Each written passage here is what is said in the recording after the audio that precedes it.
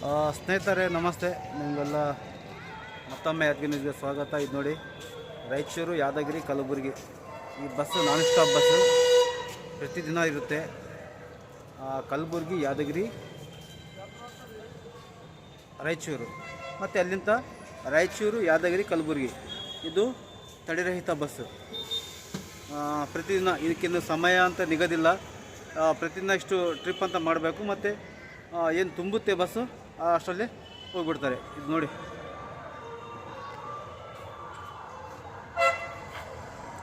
Raichur, Kalaburagi via Yadgir.